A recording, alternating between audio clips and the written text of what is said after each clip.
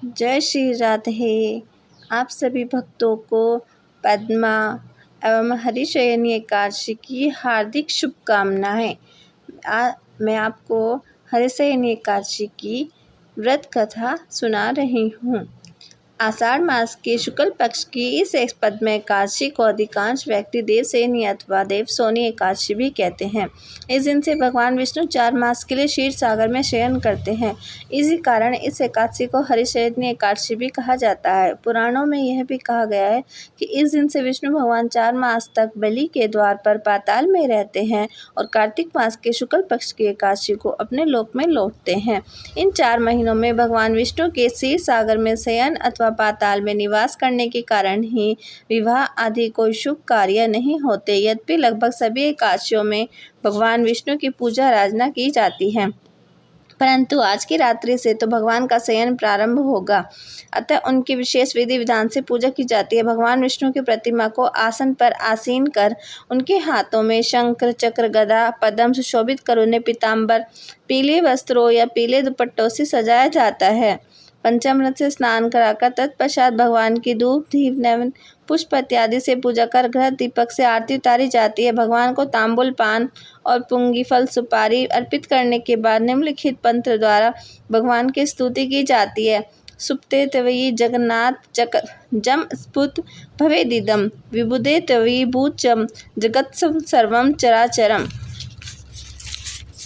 धर्मराज युधिष्ठिर ने श्री कृष्ण से पूछा, हे जनार्दन, आषाढ़ मास शुक्ल एकादशी का क्या नाम है?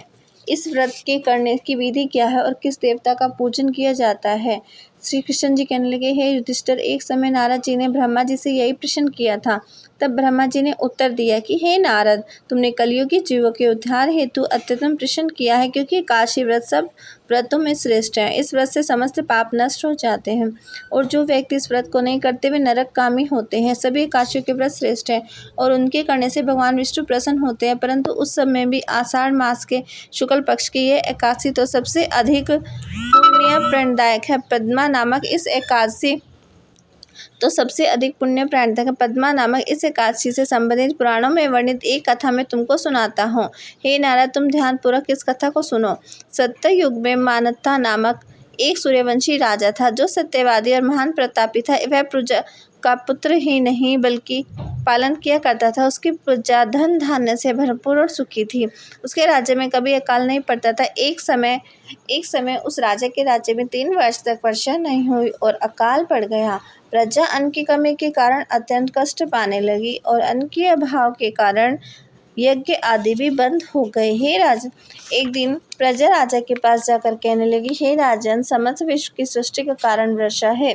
वर्षा के अभाव में अकाल पड़ गया है और अकाल से प्रजा मर रही है, इसलिए कोई ऐसा उपाय कीजिए जिससे प्रजा का कष्ट दूर हो। राजा मानधाता ने कहा, आप लोग ठीक कह रहे हैं, वर्षा से ही अन्न उत्पन्न होता है और आप लोग वर्षा न होने से अत्यंत दुखी हैं। मैं आप लोगों के दुखों को समझता हूँ। ऐसा कहकर राजा कुछ सेना साथ लेकर वनों की तरफ चल दिया। वह अनेक ऋषियों के आश्रम में भ्रमण करता हुआ अंत में ब्रह्मा जी के पुत्र अंगिरा ऋषि के आश्रम में पहुंचा। वहां राजा ने घोड़े के उतरकर अंगिरा ऋषि को प्रणाम किया। मुनि ने राजा को आशीर्वाद देकर कुशल के पश्चात उसे आश्रम में आने का कारण पूछा। राजा ने हाथ जोड़कर विनम्र भाव से कहा, भगवान, सब प्रकार से धर्म का पालन करने पर भी मेरे राज्य में अकाल पड़ गया है, इससे प्रजा अत्यंत दुखी है। राजा के पापों से प्रजा को कष्ट मिलता है, ऐसा शास्त्रों में लिखा है। जब मैं धर्मानुसार राज्य करता हूँ तो मेरे राज्य में अकाल कैसे पड़ गया? मैं आपसे इसी संदेह का निवारण करने के लिए आया हूँ। कृपया करके मेरे संदेह का निवारण कीजिए और साथ ही प्रजा के कष्ट को दूर करने का कोई उपाय भी बतलाइए। राजा की ये बातें सुनकर महर्षि अंगिरा ने कहा, हे राजन, यह सतयुग सब युगों में उत्तम है। इसमें धर्म के चारों चरण उपस्थित है, अर्थात इस युग में धर्म की सबसे अधिक उन्नति है। लोग ब्रह्मा की उपासना करते हैं और ब्राह्मणों को ही केवल वेद पढ़ने तथा तप करने का अधिक प्राप्त है, परंतु आपके राज्य में एक सूर्य तपस्या कर रहा है। इसी दोष के कारण आपके राज्य में वर्षा नहीं हो रही है। इसलिए यदि आप प्रजा का भला चाहते हो तो उस शूद्र का वध कर दो। राजा ने कहा, महाराज, मैं निरापराध तपस्या करने वाले शूद्र को किस तरह मार सकता हूँ? आप इस दोष से छूटने का कोई अन्य उपाय बताइए। तब ऋषि कहने लगे, हे राजन, यदि तुम अन्य उपाय जानना चाहते हो तो सुनो।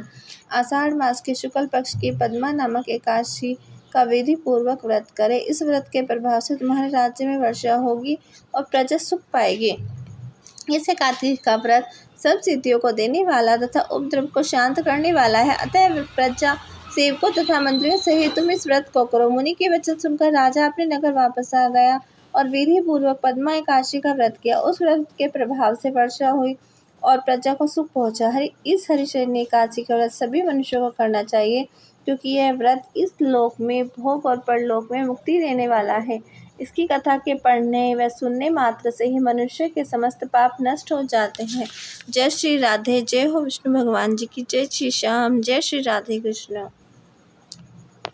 ओम जय जगदीश हरे प्रभु जय जगदीश हरे, भक्त जनों के संकट क्षण में दूर करे।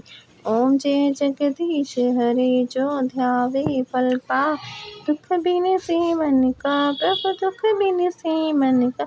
सुख संपत्ति घर आवे, कष्ट मिटे तन का। ओम जय जगदीश हरे, मात पिता तुम मेरे, शरण गो मैं किसके। तुम बिन और न दूजा, आस करो मैं जिसकी। ओम जय जगदीश, तुम पूर्ण परमात्मा, तुम अंतर्यामी प्रभु, तुम अंतर्यामी। पार ब्रह्म परमेश्वर, तुम सबके स्वामी। ओम जय जगदीश, तुम करुणा के सागर, तुम पालन करता स्वामी, तुम पालन कर। मैं मूर्ख कल कामी, कृपा करो भरता। ओम जय जगदीश हरे, तुम हो एक अगोचर, सबके प्राणपति प्रभु, सबके प्राणपति। किस विधि मिलो दया में तुमको मैं कुमति।